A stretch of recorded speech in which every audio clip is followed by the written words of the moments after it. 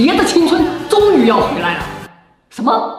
你居然不知道长野博是谁？迪迦奥特曼的扮演者长野博大帅哥，我们的大谷兄弟要回来拍迪迦奥特曼了。未来我们可能在大屏幕上再次见到迪迦奥特曼，怎么样？惊不惊喜？意不意外？把爷请回打在公屏上。为了纪念这个历史性一刻，陆子野又搞到了几个迪迦奥特曼的美食盲盒。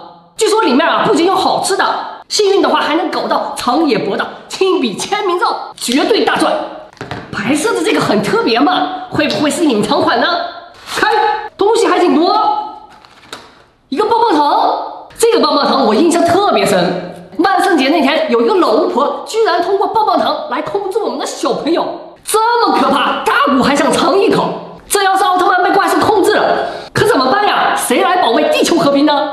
哼，哟，这里面还有一个泡面，这个面好像也不一般。我记得有个叫奥比克的怪兽，就是通过摆面摊来吓唬人的。这个老巫婆和老大爷是不是一对儿啊？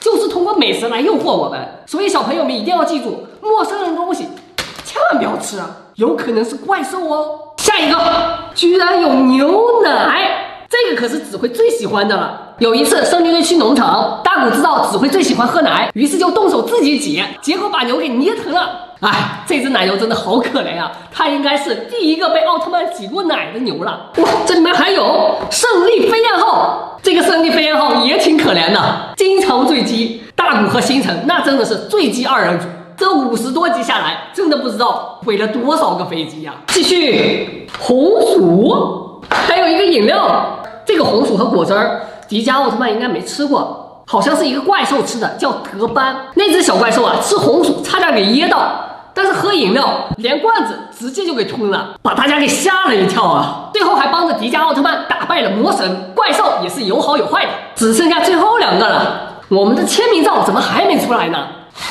胜利队最喜欢喝的果汁儿应该叫果冻，他们的伙食可真好，啥都有，搞得我也想进胜利队了。这里还有迪迦的神光棒变身。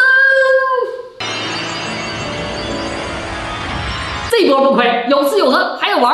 最后一个了，哇！胜利队员的咖喱饭，真搞不懂为什么会喜欢吃咖喱呢？我就受不了那个味儿，印度咖喱嘛，怎么日本人也喜欢吃呢？哎，里面还有一个迪迦奥特曼的小汽车哟，可以变形，